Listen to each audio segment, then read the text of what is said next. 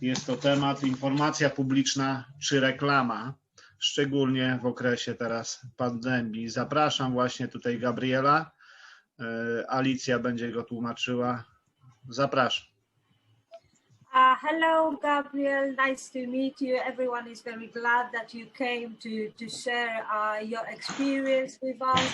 And yeah, like, you know, now it's time with for our panel. It's bit we'll run a couple of minutes late. Sorry for this, but yeah, now it's time to discuss it. Yeah, so you're welcome to start. Okay. Hello, everybody. Hello, Alicia. Thank you for inviting me. Cześć.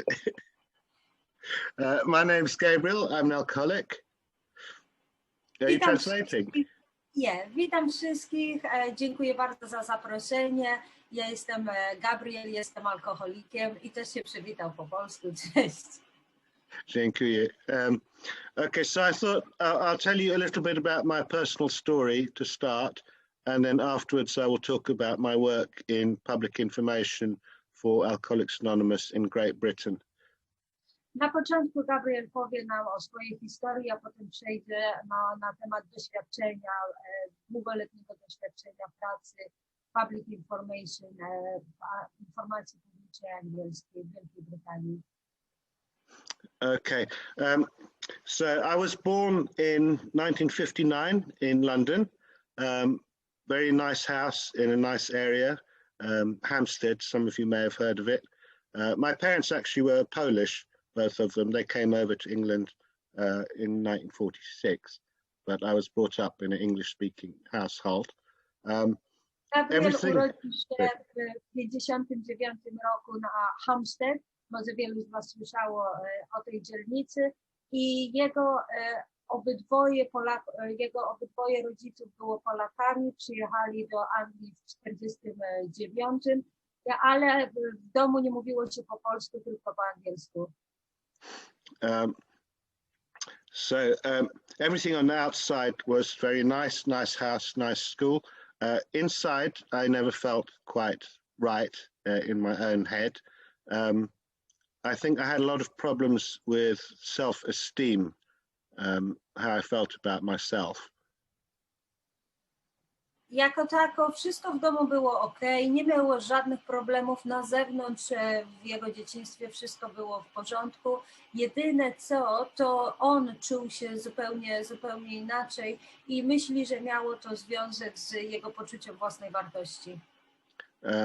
I have two much older brothers who are always extremely successful at everything. And I remember I failed an exam to get into the school where they were. So they were always top of the class and captain of the sports teams, and I could not even get into the school. On miał dwóch braci, którzy byli dwóch starszych braci, którzy bardzo odnosili wiele sukcesów, byli najlepszymi uczniami, najlepsze wyniki w sporcie, a on jako małe dziecko nie zdał egzaminów do szkoły, do której oboje jego braci chodziło już. So I felt very inadequate. Also, I was sent to a child psychologist when I was 6, and she said really horrible things to me, made me feel very horrible inside, like I was a very nasty, dangerous sort of person. W wieku 6 lat był wysłany do psychologa dziecięcego i ten psycholog powiedział mu straszne rzeczy, które sprawiły, że czuł się jeszcze gorzej i to mu wcale nie pomogło. So I was only 6 years old then. So I became very escapist. I didn't like living in the real world, and I spent a great deal of time in fantasy, reading books and playing by myself and not being engaged with people in the world around me, feeling I didn't fit, feeling I didn't suit the world and the world did not suit me. Od tego wydarzenia, kiedy został wysłany do psychologa w wieku 6 lat, po prostu tak jakby odłączył się od ludzi, zaczął zagłębiać się w świat literatury, raczej wolał swoje własne towarzystwo i niespecjalnie lubiał przebywać w towarzystwie innych ludzi. So I think this was a spiritual malady. I to było dla niego taka duchowa harmonia wtedy. So at a very young age, I started using drugs to escape from my own feelings, to escape from the world, to move into fairy lands. I już potem w wieku nastoletnim zaczął używać narkotyków, żeby też uciec od tej rzeczywistości, którą miał na co dzień. And then when I was about 17 or 18, I was very lucky. I got a place at London University to study philosophy. I jako 17-18-latek szczęście się do niego uśmiechnęło i dostał się na studia do jednego z londyńskich uniwersytetów na filozofię. At that point, I stopped using drugs and I just drank more alcohol. I'd always liked alcohol. I remember when I was at school, I would leave school at lunchtime and go to the pub. And now at university, big drinking environment, I started drinking a lot every day. I w tamtym czasie zostawił narkotyki, skupił się głównie na alkoholu. Jako student nie miał też problemu odnalezienia się w tym środowisku uniwersyteckim, gdzie była wielka kultura picia.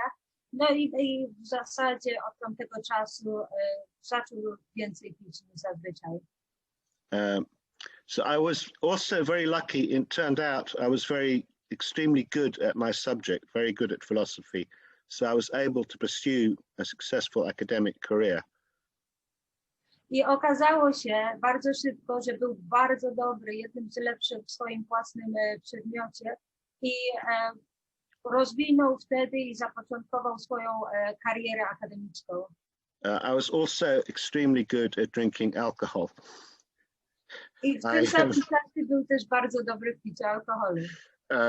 So I drank very nearly every single day for 30 years. Wtedy też zaczęło się jego codzienne picie, gdzie pił prawie codziennie przez 30 lat. When I was 20, I would say I drank probably 3 pints of beer a night and more at weekends. And then by the time I was in my late 40s, I was just drinking pure spirits constantly from the morning right through the day and through the night, mostly vodka. Zaczynając od lat, kiedy był 30-latkiem, po prostu wypijał 3 piwa dziennie i trochę w ciągu weekendu, a już kiedy był 40-latkiem, pił głównie alkohole wysokoprocentowe, wódkę, głównie wódkę i pił przez cały dzień, przez cały tydzień.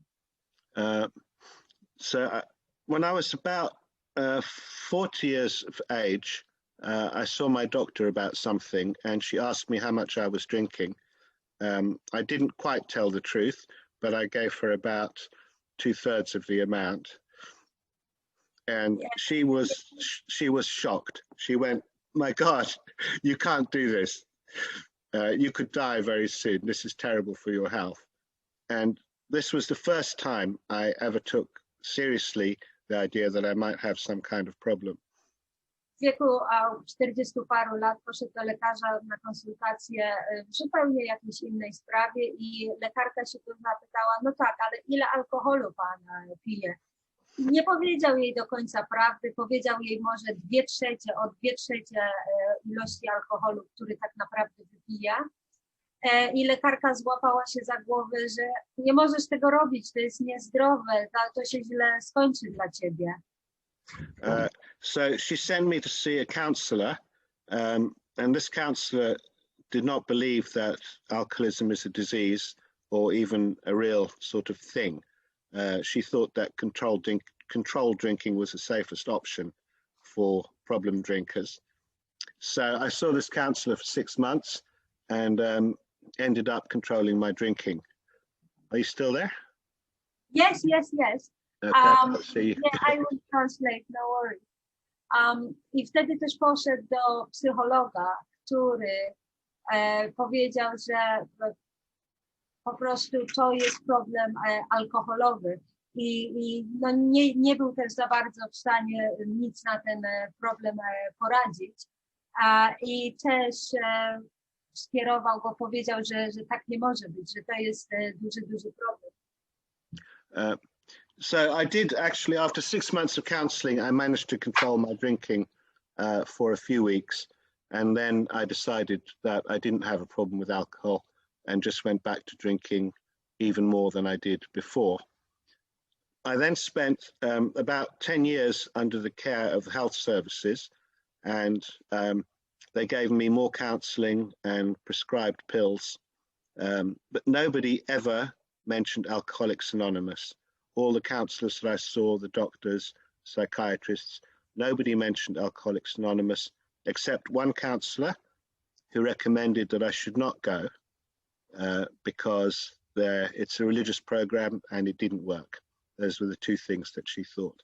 I w ciągu tego czasu, kiedy chodził do psychologa, w zasadzie jedyna rzecz, którą z tego wynosił, było to, że któregoś dnia będzie w stanie kontrolować swoje picie, że nauczy się pić w taki sposób, który pozwoli mu jakoś poradzić sobie z tym alkoholem. I przez kilka kolejnych lat po prostu chodził od psychologa do psychologa, gdzie różni ludzie, próbowali różnych sposobów na to, żeby mu pomóc, różnych podejść, ale nikt nigdy nie wspomniał o anonimowych alkoholikach. So then in 2008, everything began to crash completely for me. It was June 2008. It was the end of the university year. It was the beginning of the summer holidays, and I didn't have any holiday planned. So I thought, I know what I like doing. I'm just going to spend the summer drinking alcohol without trying to control it at all. W roku 2008 całe jego życie zaczęło się rozpadać, wszystko zaczęło być coraz trudniejsze i w końcu to był 2008 rok, koniec roku akademickiego, gdzie on już miał po prostu wakacje, nie miał zaplanowanych wakacji, więc pomyślał, wiem co będę robić w ciągu tych wakacji, lubię pić alkohol, więc po prostu zacznę w kontrolowany sposób pić na tych wakacjach. So basically I spent the summer drinking about 1 or 2 liters of vodka every day. It says in the big book, it says some of us sought out sordid places. I didn't seek out a sordid place. I turned my flat into one. I made friends with the local street drunks and junkies and invited them round. So we had this constant bohemian drugs and alcohol party round the clock, night and day. I wtedy właśnie w 2008 roku w ciągu tych wakacji pił prawdopodobnie 2 litry wódki dziennie. W zasadzie nie szukał żadnych miejsc, gdzie by mógł pić, bo jego mieszkanie stało się takim miejscem, gdzie spożywanie alkoholu byłoby bezproblemowe. I żeby mieć towarzystwo, zapraszał do tego mieszkania wszystkich lokalnych pijaczków, którzy by przyszli i razem z nim pili i wtedy też brali narkotyki, pili i mieli te takie swoje siesty pijackie. At the end of the summer in September, I was supposed to go back to work, but I literally didn't know what day it was. I had no idea what was going on, and I didn't go back to work. And basically, I never really made it back to work after that. I tried a few times, but I was just too ill. And this went on for about 2.5 years. And then eventually they had to sack me.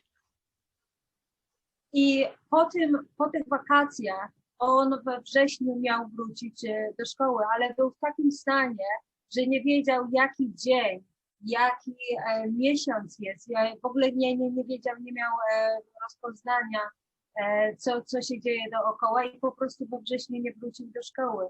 I potem przez jakiś czas starał się i próbował wrócić do tej pracy, do szkoły, ale to już mu się nie udało. Trwało to 2,5 roku i nigdy nie udało mu się wrócić do tej pracy ze względu na to, że był zbyt chory. In December 2010, my psychiatrist sent me to a rehab, a 12-step rehab. So this was my first introduction to Alcoholics Anonymous meetings. W 2010 roku jego psychiatra dopiero wysłał go na ośrodek, do ośrodka uzależnień. To był ośrodek 12-krokowy i tam jako po raz pierwszy dowiedział się i usłyszał w ogóle o ruchu anonimowych alkoholików i o 12 krokach. So I was in the rehab for 4 weeks going to AA meetings, which I quite liked. But when I came out, I went back home and I relapsed immediately. And I think, although I was introduced to AA in the rehab, there was no contact between myself and alcoholics set up while I was there. I przebywał w tym ośrodku 4 tygodnie, chodził na meetingi, robił w ośrodku kroki, bardzo to lubił, bardzo mi się to spodobało, jednak po wyjściu z ośrodka szybko zapił i po prostu poniósł porażkę, jeśli o to chodzi. Now, in America and in South Africa, they have a program for this. It's called Bridging the Gap.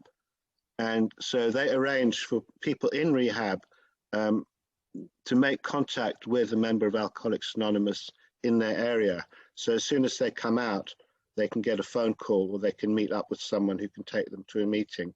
And I'm just now trying to set this up in Great Britain. I głównym powodem tego, dlaczego on zapił po wyjściu z tej terapii, było to, że po prostu po tych 4 tygodniach wyszedł i nie trzymał żadnego kontaktu z AA.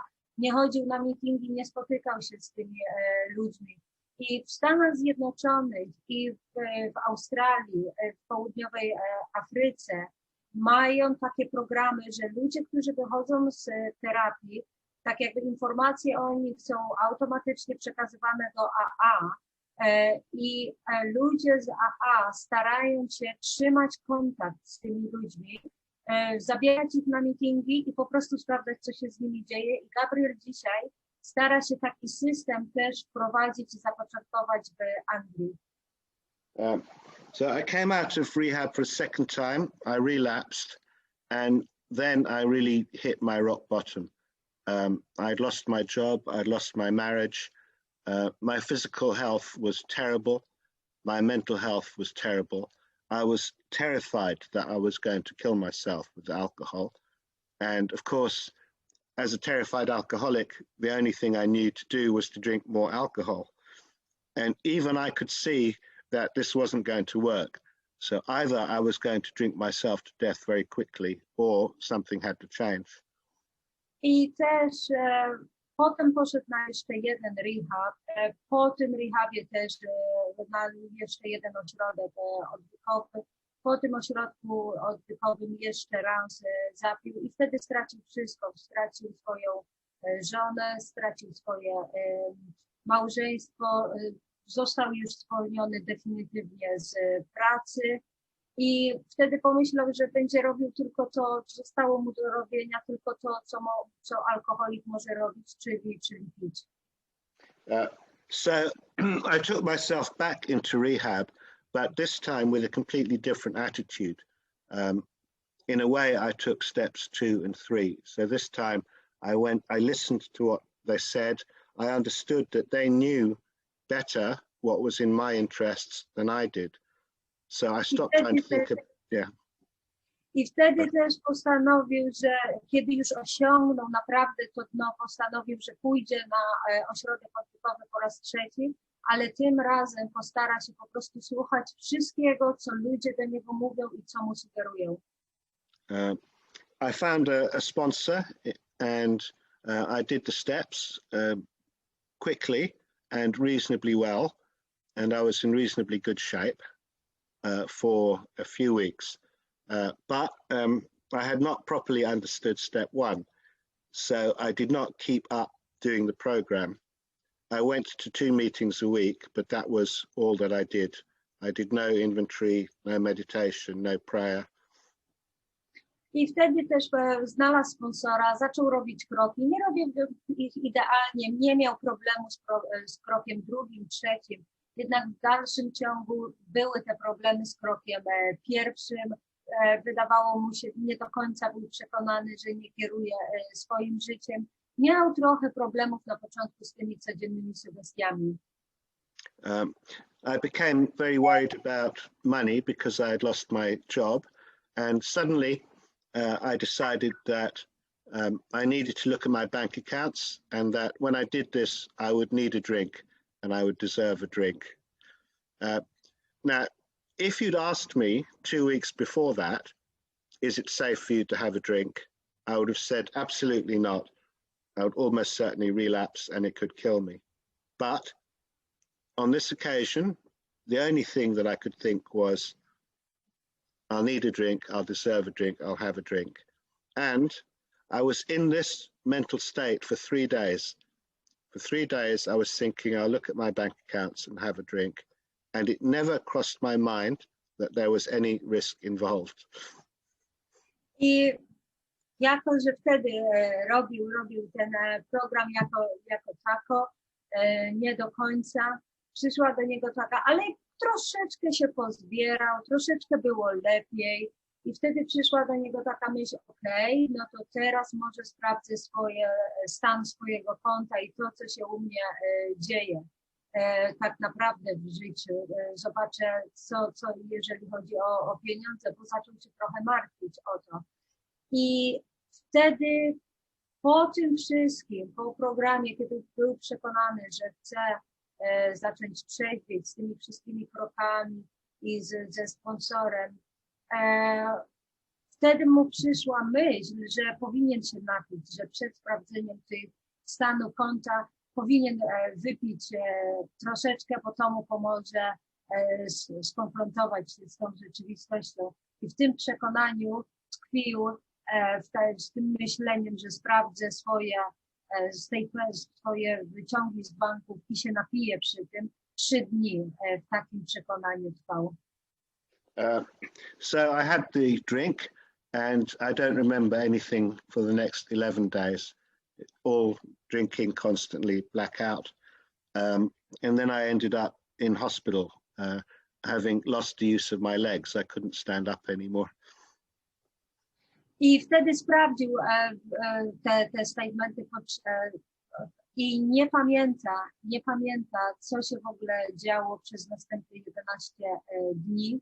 W ogóle stracił pamięć tego, co się stało potem, czy nie pamięta, co się działo przez kolejne 11 dni. Wie tylko, że po tym czasie obudził się w szpitalu, nie mógł, bez mocy, bez siły w nogach, po prostu nie czuł nóg i nie mógł stanąć na nogi. So when I recovered from that, suddenly I understood. I remembered the beginning of the big book.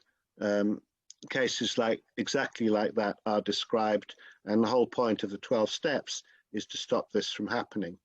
So at that point, I turned my will and my life over to the 12 steps of Alcoholics Anonymous, and ever since then I have worked them as well as I could every day.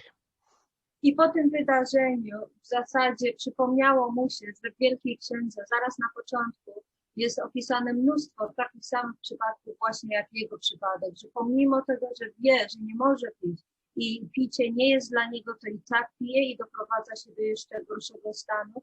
I to był ten moment, kiedy po prostu już postanowił na 100%, że w tym momencie oddaje swoje życie pod opiekę siły wyższej, kroków i AA.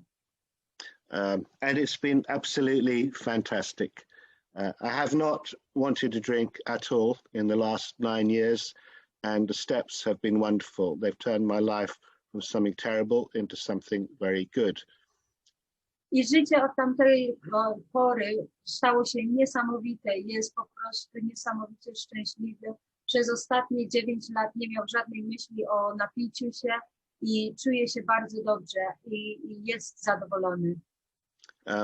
So because I've lost my job, I don't have very much to do except work for Alcoholics Anonymous, which I'm very happy to do. and most of my work is in public information. Z tego powodu, że w czasie picia stracił swoją pracę, nie miał specjalnie nic do roboty i postanowił, że całą swoją pracę poświęci wspólnocie i wtedy też zajął się służbą informacji publicznej. So I have worked constantly in health liaison, which is talking to members of the medical profession. And what I've found is in this country, mostly, they are not very well informed about AA. But when you talk to them, mostly they're open-minded and they listen. And after I've talked to them, they become our friends. I na początku zajmował się w zasadzie takim kontaktem ze szpitalami.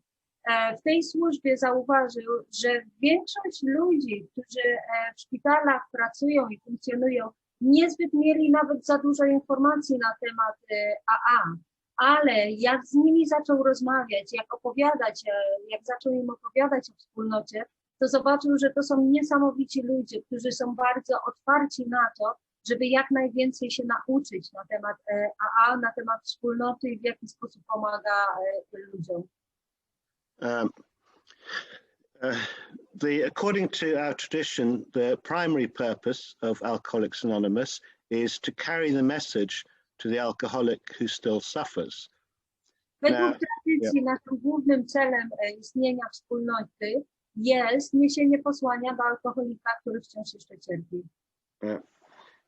If an alcoholic comes to a meeting or rings the helpline, then we can carry the message. But before that happens, they have to know that we exist.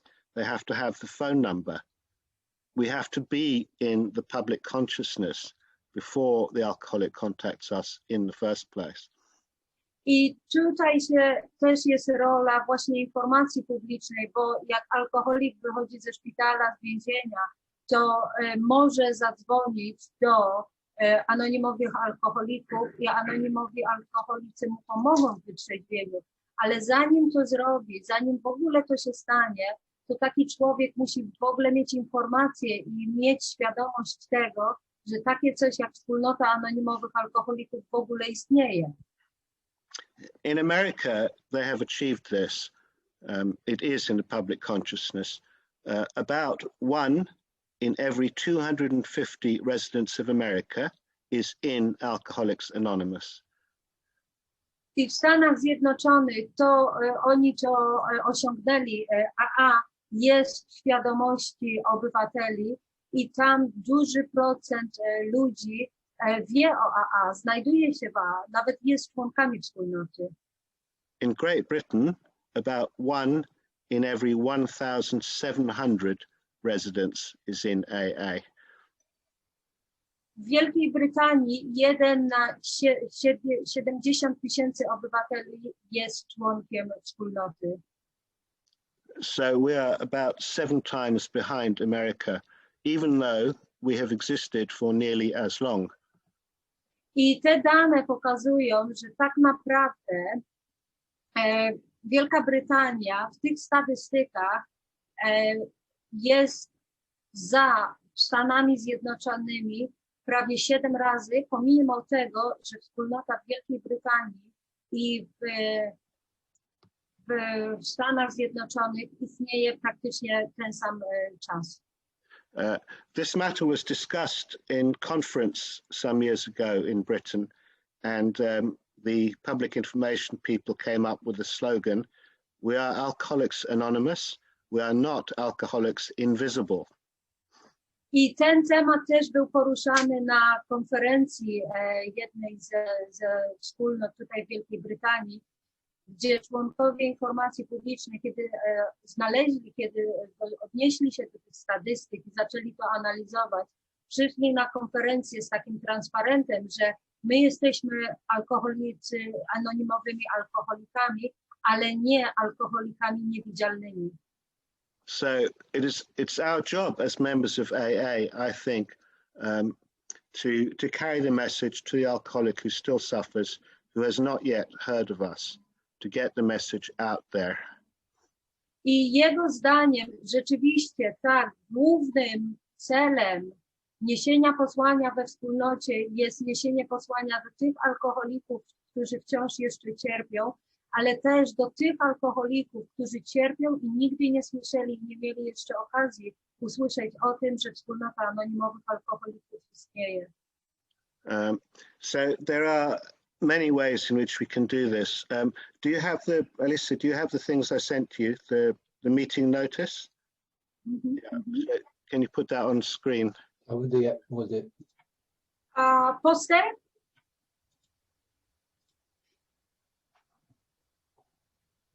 Okay, so that's a very simple thing you can do.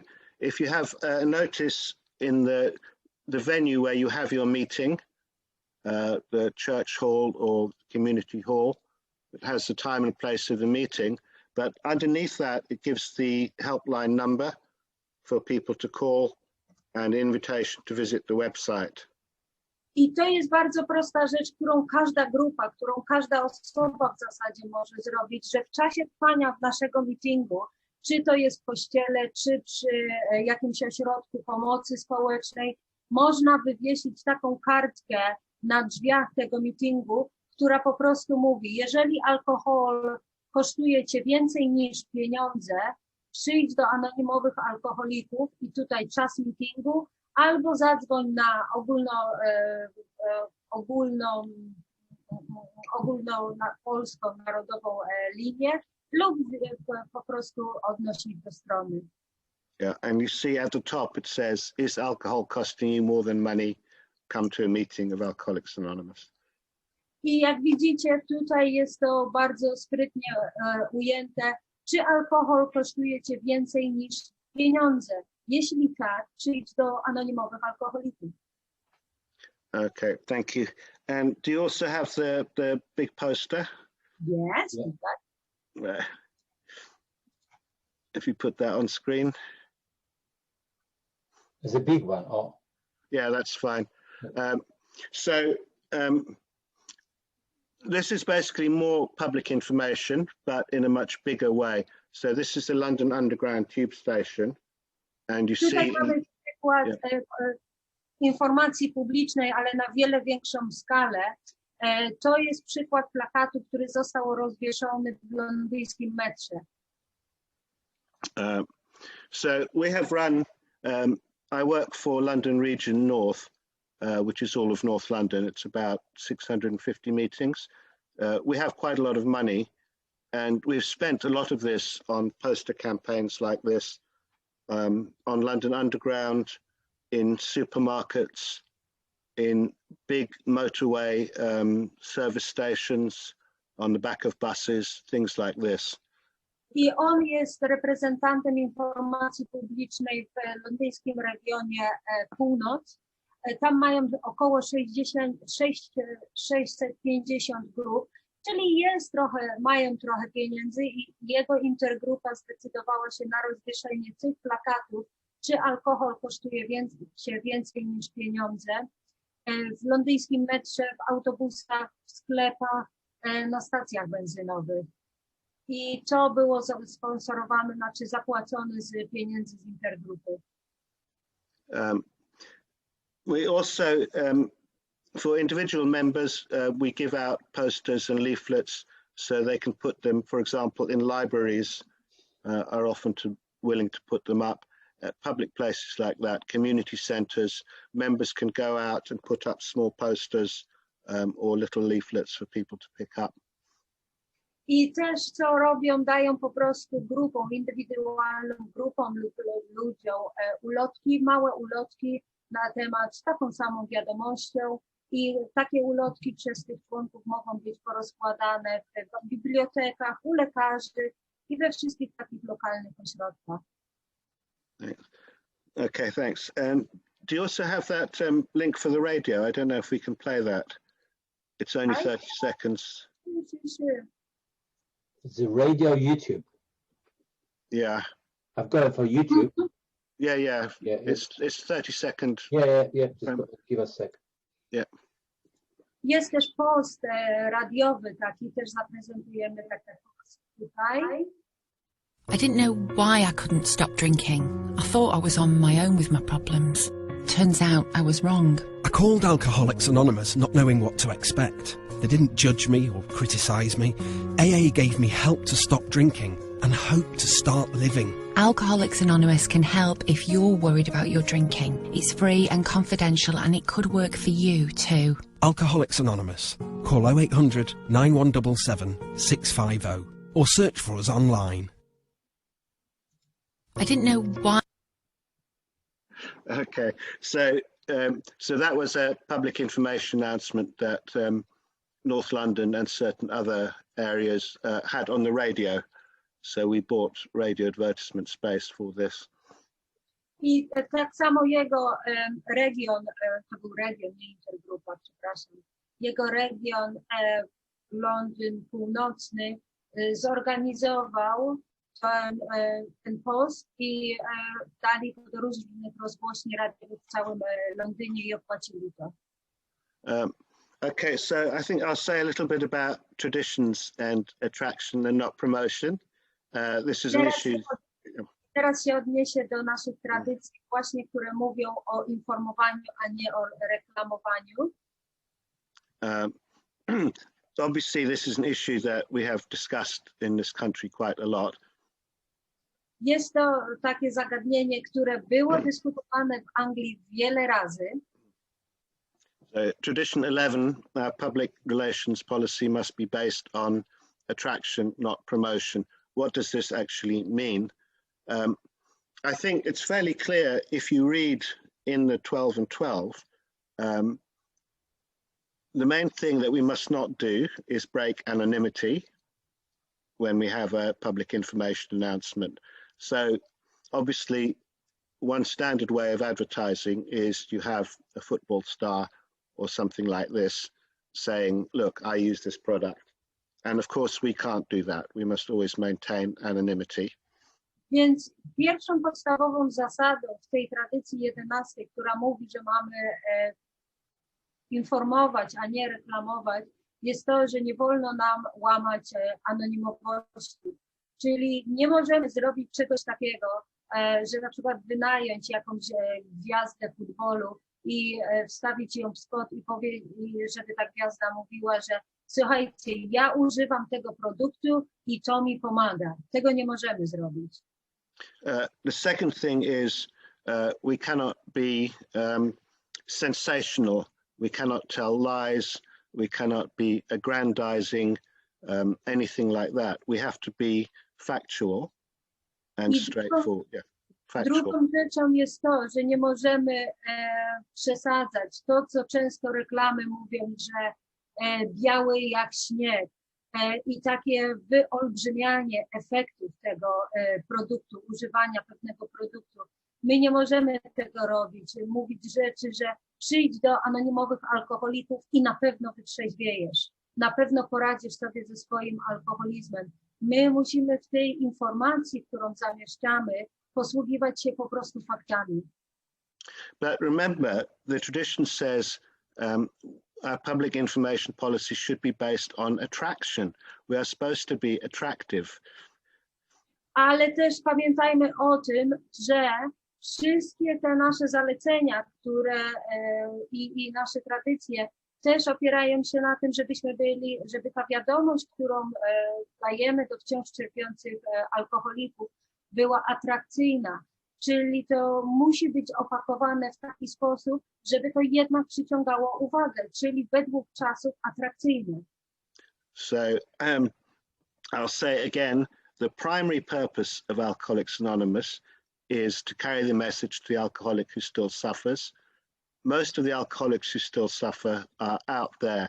They're not yet in the rooms of Alcoholics Anonymous. We have to attract them. So we have to do things to attract their attention, such as posters, radio adverts, and so on. Więc według tradycji, które mówią, że głównym celem istnienia wspólnoty jest niesienie posłania alkoholikowi, który wciąż jeszcze cierpi, ale też to tradycje mówią, że mamy nieść to posłanie na zasadzie przyciągania tych alkoholików do wspólnoty. Tych, którzy wciąż jeszcze cierpią tam gdzieś, my mamy ich przyciągać do wspólnoty i musimy to robić po prostu w sposób atrakcyjny, używając właśnie środków z XXI wieku i to są postery, to są ogłoszenia medialne. The third thing we have to be careful about is tradition 10, expressing views on outside issues. In particular, we should not comment on other forms of treatment. So we should not say we're better than whatever else is there, cognitive behavioral therapy or anything like this. I w tych publicznych ogłoszeniach przede wszystkim musimy pamiętać o tradycji 10, która wyraźnie mówi, że AA nie zajmuje stanowiska wobec problemów spoza wspólnoty. Czyli w tych publicznych ogłoszeniach nigdy, ale to przenigdy nie powinniśmy odnosić się lub komentować co do innych form terapii, czy do innych form leczenia alkoholizmu. Nie można nam mówić, że przyjdź do anonimowych alkoholików, my mamy lepszą wyzdrowialność z alkoholizmu niż terapię, czy inne formy pomocy. Nie możemy takich rzeczy mówić w tych ogłoszeniach publicznych. Okay, I'll just say one more thing about traditions. Something we've been discussing quite a lot recently in Alcoholics Anonymous Great Britain is the use of statistics. We have Alcoholics Anonymous in America and in this country. We do have our own statistics on sobriety rates. I też musi się odnieść tutaj do jednej bardzo ważnej rzeczy, o której bardzo dużo się mówi teraz w Wielkiej Brytanii, ale ta rzecz już została przedyskutowana i tak jakby wdrożona w Stanach Zjednoczonych, czyli to jest używanie statystyk w służbach informacji publicznej. These studies have been done inside AA many times in America and in this country, and they always have roughly the same result, which is very good. For example, about 70% of members have over 1 year sobriety. I te statystyki, które są notorycznie przeprowadzane wewnątrz wspólnoty w Stanach Zjednoczonych, ale tak samo zaczęto je już też regularnie przeprowadzać wewnątrz wspólnoty AA w Wielkiej Brytanii i one pokazują, że 70% uczestników meetingów AA ma ponad rok trzeźwości. So I was just trying to post something in the chat box. Yeah, we got it. Okay, the second thing is Cochrane. We also discussed using statistics from outside agencies, and our view is we can do this, but we must be very careful with tradition. So first of all, we cannot endorse the organization which produces the statistic. And secondly, oni też dopuszczają możliwość używania statystyk przeprowadzanych przez instytucje spoza AA, ale też muszą bardzo uważać, aby robić to zgodnie z tradycjami. Czyli też nie afiszują się w tych raportach, skąd dokładnie te statystyki pochodzą, tak jakby nie dają kredytu do końca tym organizacjom. Endorse, that is, does it mean that you not really we have no opinion. We do not approve or disapprove. We simply say it exists. Aha, czyli oni po prostu tak jakby nie odnoszą się co do wyników tych statystyk, ale mówią o tym, że takie statystyki istnieją, ale nie odnoszą się do tego, czy one są wiarygodne, czy nie. Yeah.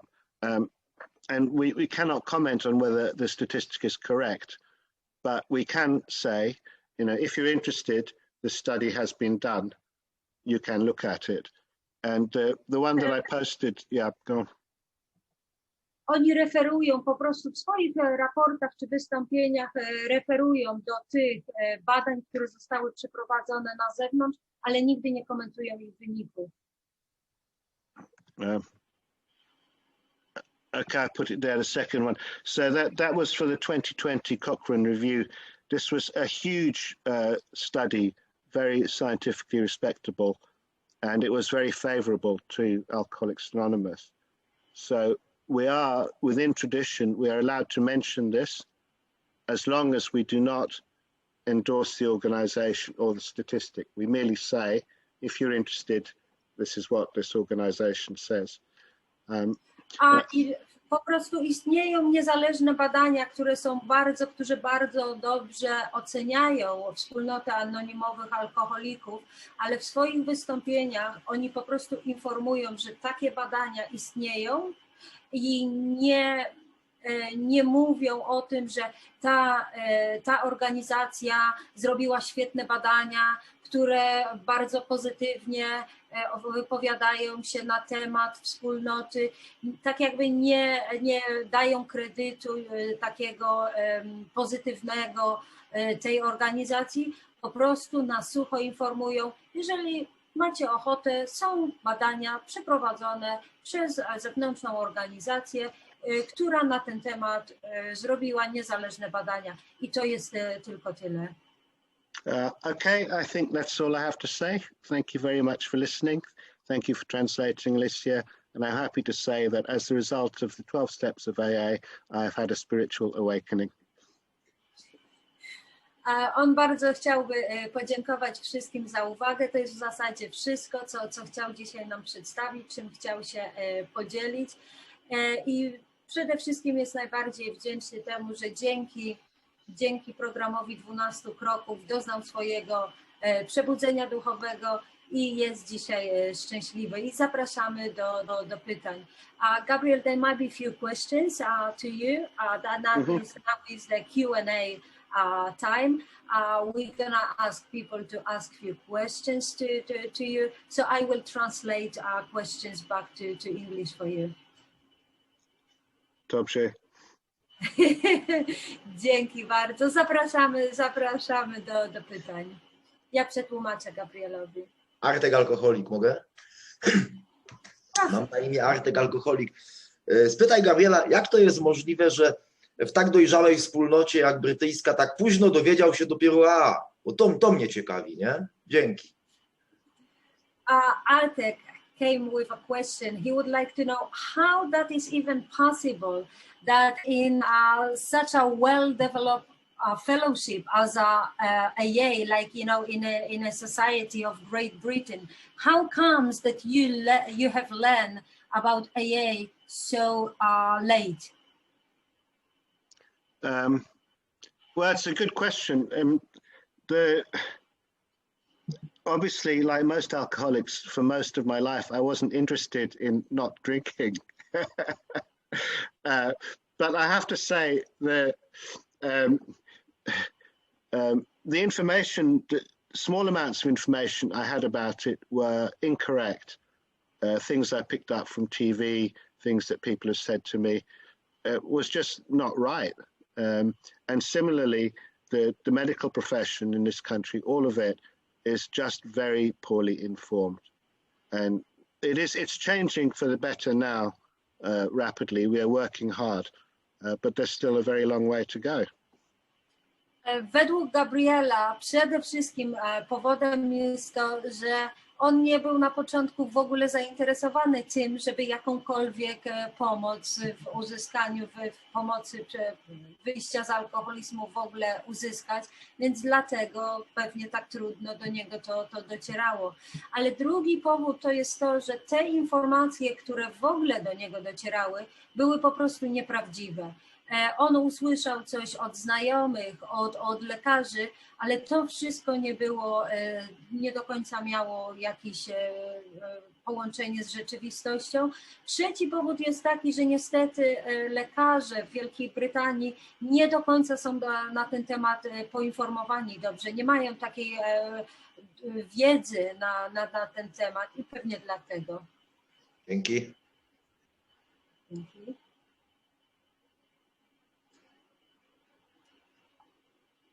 I could say one more thing about that. Go on, yes. If you look on the internet or read magazines, there's been a lot of propaganda saying that Alcoholics Anonymous doesn't work.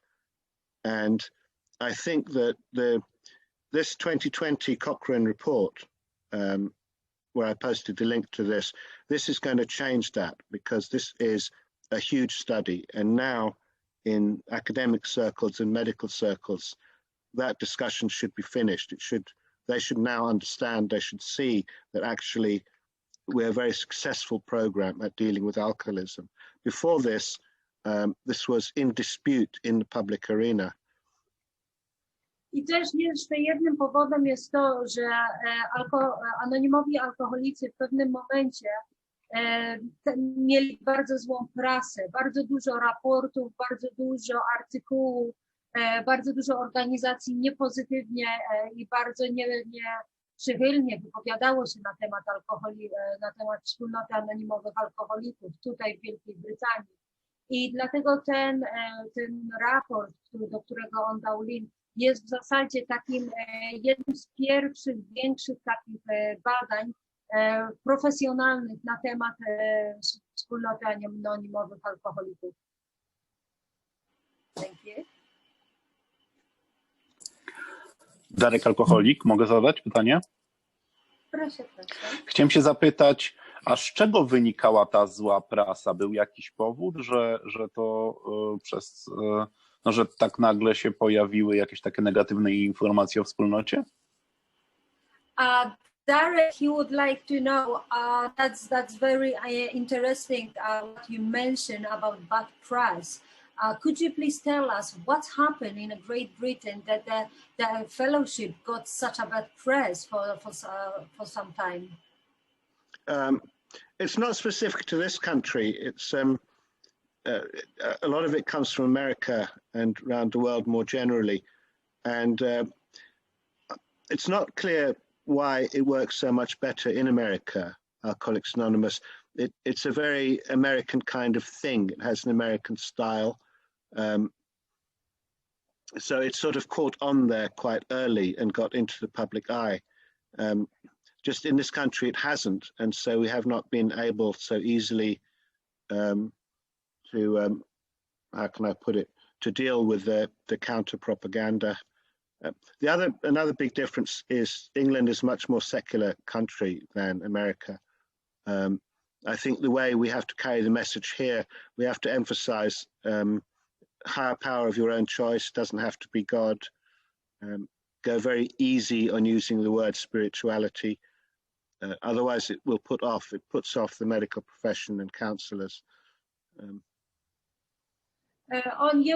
Jego zdaniem jednym z głównych powodów jest to, że w zasadzie ta zła prasa w dużej mierze pochodzi ze Stanów Zjednoczonych i tutaj w Wielkiej Brytanii wiele osób po prostu zaczęło cytować różne badania i artykuły, które pojawiały się w prasie amerykańskiej i zupełnie tak jakby wzięte na żywca z amerykańskiej prasy. Drugim powodem jest to, że trzeba pamiętać, że Anglia jako taka jest krajem o wiele bardziej sekularnym niż Stany Zjednoczone. I tutaj wspólnota anonimowych alkoholików w Anglii musi bardzo też uważać na sposób niesienia programu i sposób szerzenia informacji o wspólnocie AA, dlatego że według niektórych standardów brytyjskich może to być postrzegane jako program religijny.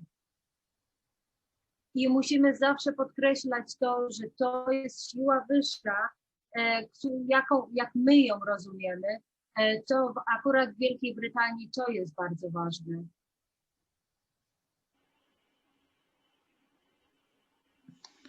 Mam na imię Wiesław, jestem alkoholikiem. Mogę zadać pytanie? Dziękuję Ci, Gabrielu, za speakerkę, bardzo fajna, jeżeli chodzi o informację publiczną. Tam w swojej speakerce nawiązałeś do lekarzy, że lekarze mało wiedzą o chorobie alkoholowej. Ja się też zgadzam, u nas jest podobna sytuacja. Więc stąd moje pytanie. Bo mamy taki pomysł tutaj, żeby dotrzeć do lekarzy rodzinnych. Czy Wy docieracie do lekarzy pierwszego kontaktu w Wielkiej Brytanii?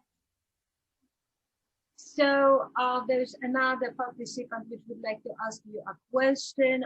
The question is, So basically, he agrees with you definitely that a medical profession doesn't always have the best information about AA, and that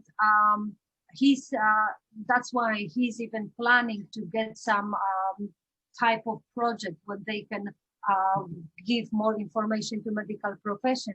However, can you share your experience about how you contacting GPs, doctors in a UK, these first contact doctors in Great Britain? Well, we try everything we can. So at the local level, we try to contact individual doctors and surgeries. So we do everything. We send them letters, we send them emails, we ring them, and we ask if we can come and speak to them, or if they would accept some pamphlets. We were very lucky in this country in just when I started working in Health Liaison in about 2012, the Department of Health in the government decided that Alcoholics Anonymous was a good thing. So they basically, a branch of the Department of Health told all the medical profession that they should listen to us. And we got a lot of invitations to talk to groups of nurses, groups of counsellors, groups of psychiatrists. It didn't go on for very long, but for about a year, the government was on our side and they were giving us audiences to address. We are trying, we have contacts in the health service, and they're doing their best to get us invitations at all levels, right up to Department of Health meetings. We just kind of make it known we'd be happy to be invited, and then we can just tell them what we do. Więc głównym takim sposobem jest właśnie kontakt lokalny, wysyłanie lekarzom e-maili, noszenie ulotek do lokalnych przychodni, rozmawianie z tymi lekarzami. Jednak głównym taką rzeczą, która najbardziej im pomogła, były po prostu decyzje rządowe, bo w pewnym czasie sam rząd po prostu uznał, że wspólnota anonimowych alkoholików jest bardzo dobrą rzeczą i że należy się z nią kontaktować, i wtedy lekarze na wszelkim poziomie zaczęli tych ludzi z AA zapraszać do siebie. Czy to były spotkania pielęgniarek, czy lekarze, wszędzie ludzie zostali z AA, byli zapraszani na te spotkania. Jednak właśnie ważne jest to, żeby te działania były i na poziomie lokalnym, ale tak samo, żeby informacja szła z regionów i z intergrup do lekarzy i do placówek medycznych. I oni w swoim regionie mają takich ludzi, którzy się tylko tym zajmują właśnie z regionu, na poziomie regionu, kontaktem z tymi dyrektorami lekarzy i placówek medycznych.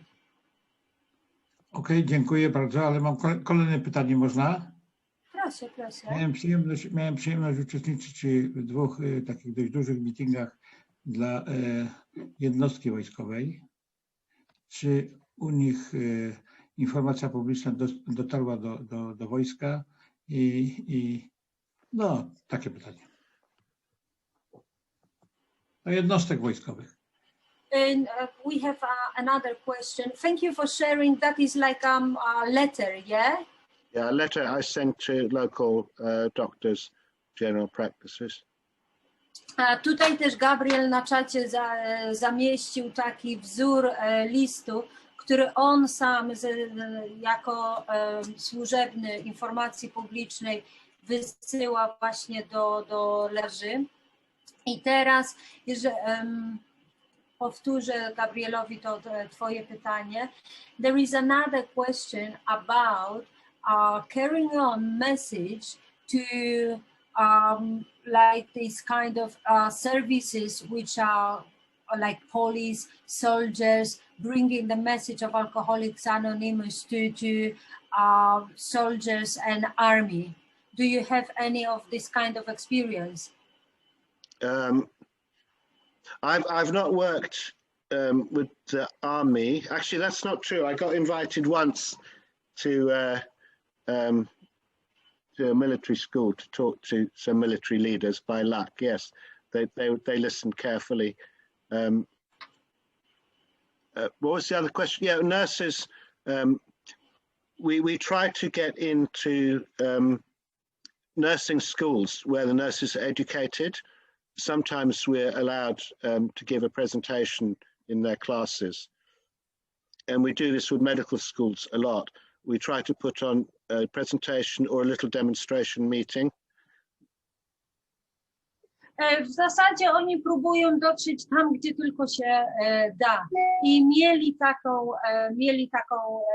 była taka ewentualność, kiedy zostali zaproszeni właśnie do przełożonych wojskowych i tam rzeczywiście ludzie bardzo słuchali tego, co oni mają do powiedzenia, ale gdziekolwiek nie zostaną zaproszeni, gdziekolwiek im się nie uda zdobyć kontakt, to tam idą i byli też w szkole, gdzie trenuje się pielęgniarki i tam mówili o alkoholizmie też. Także wszędzie, gdzie tylko mogą się dostać, starają się nieść to posłanie. With the police, I tried walking into local police stations with posters and leaflets, and this didn't work at all. They were not interested. Then I contacted the well-being officers. So the police force in this country, they have health and well-being officers who are responsible for the health and well-being of the police. And when I talked to them... Oni też próbowali dostać się do policji, jednak kiedy on się udał sam na posterunek policji, tam nie byli w ogóle zainteresowani z tym, ale też dowiedzieli się, że jest coś takiego jak taki oficer, który zajmuje się zdrowiem psychicznym i mentalnym policjantów i poprzez kontakt z tą osobą starali się nieść posłanie właśnie, jeżeli chodzi do policji. So I talked to the health and well-being officer for North London Metropolitan Police, and after this she ordered 1,100 posters to go up in police stations. I poprzez kontakt z tym oficerem, który się zajmuje zdrowiem mentalnym, ten oficer w zasadzie zamówił 11 000 tych plakatów, które zostały rozwiezione w posterunkach policji w całej Anglii. Super, dziękuję. Słuchaj, Alicjo, ja mam teraz do Ciebie mam prośbę. Jakbyś mogła przetłumaczyć ten list i przesłać mi na mojego maila. Wiesz co, jak będę miała chwilę czasu, to jak mi się uda, wyślij mi na czacie swój mail, to będziemy mogli. Słuchaj, jeszcze mam jedno pytanie, ostatnie już przysięgam. Słuchaj, mam takie pytanie. Ja z wykształcenia jestem pedagogiem, wiesz, i chodzi o informację publiczną w szkołach. Jaka jest granica wieku, czy jak on uważa według niego? Czy warto, rozumiesz, nieść posłanie, wiesz, jeśli chodzi o informację publiczną do szkoły? Gabriel, there is one more question about your opinion and your view on carrying on message of AA to schools. How do you think the schools, what type of children should be informed? Which kind of group ages should have information about AA? What do you think about these presentations, AA presentations and information meetings at schools? Personally, I do not have very much experience working with schools. We have a special component of AA Great Britain for young people.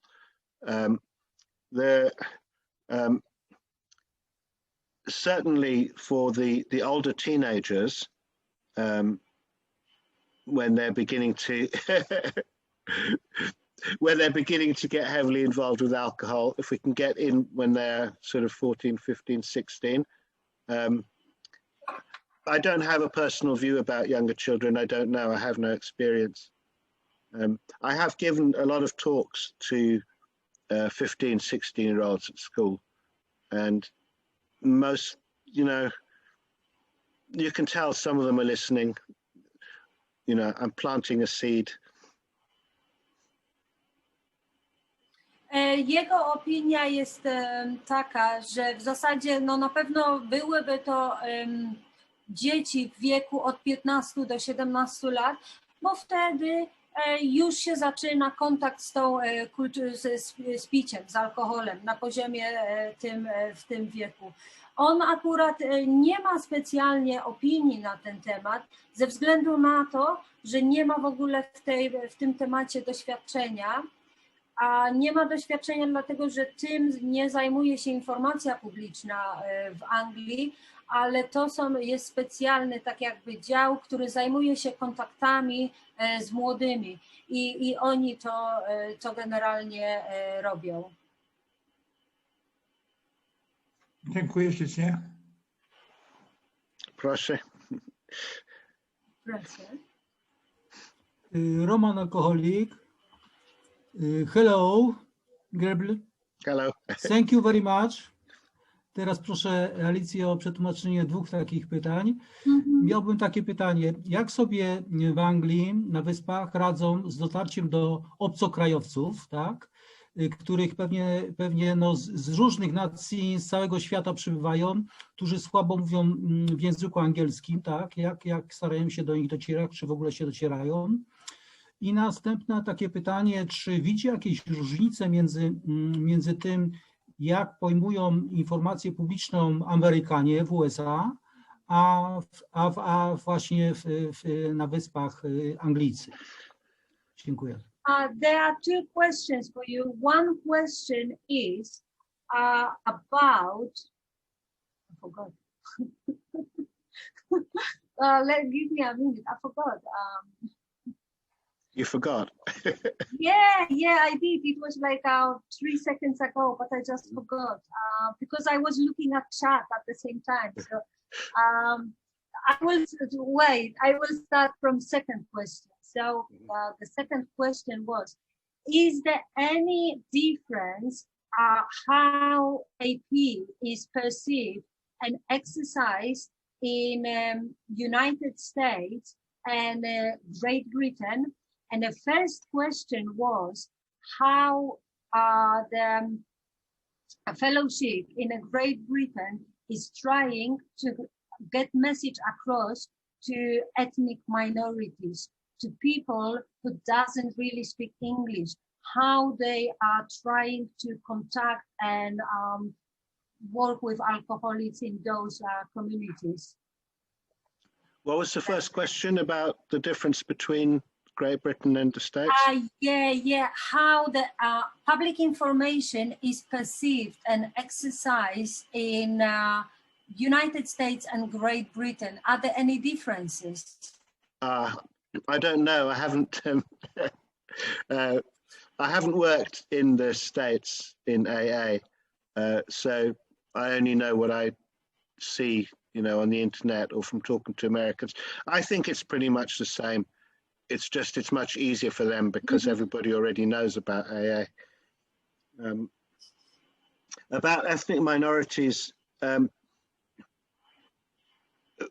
course we have leaflets in many different languages, many, Spanish and Arabic and all kinds, and we do hand these out in the relevant areas. We have lots of Spanish-speaking meetings in London, 2 Russian and 2 Farsi-speaking meetings, but that's all.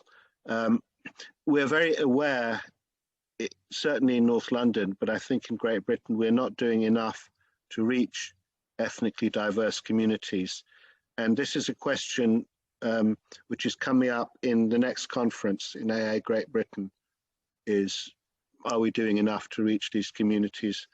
So ask me again in after April. The answer is we're not doing enough. We tried in North London to take out a radio advertisement that was targeted at specific Black and Asian communities. It was in English, so it's for English people, English-speaking people.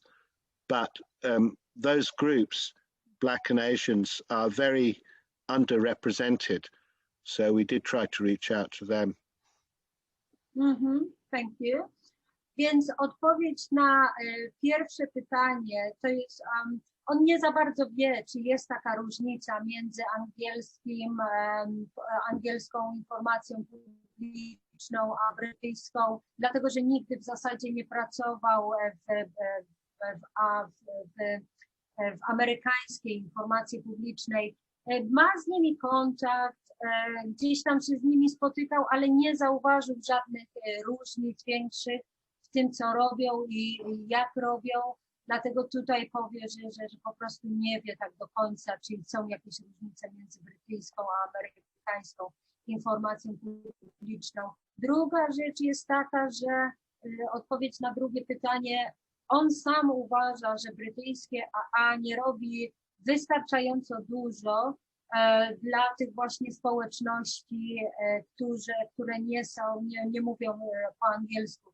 Są co prawda meetingi w Londynie hiszpańskie, 2 rosyjskie, farsi. Jest bardzo, bardzo dużo takich meetingów, gdzie mówi się jednym językiem, nie angielskim. Jest wydane bardzo dużo ulotek, które są po arabsku, po indyjsku, w języku hindów, po hiszpańsku i te ulotki też są rozprowadzane. Ja zresztą też, jak byliśmy właśnie w ośrodku dla bezdomnych, to Anglicy mieli ze sobą właśnie te ulotki w różnych językach, ja to widziałam.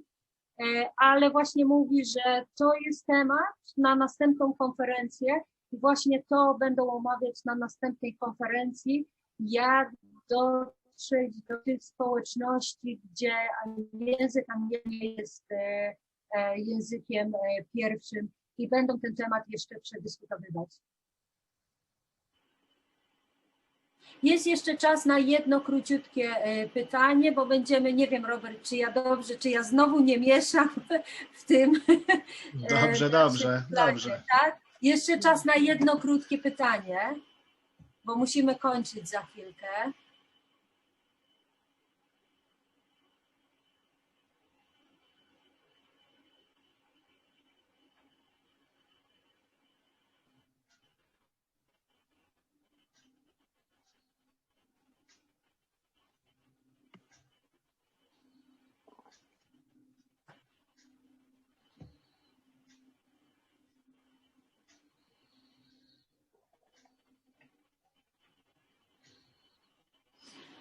Okay, czyli nie ma pytań. Thank you very much, Gabriel, for coming to us and sharing all your experience, all these posts. It was very nice, lovely to hear you and lovely to see you again. Wielkie dzięki, Gabriel. Likewise, thank you very much for listening. Thanks, Alicia. Thank you, Gabriel.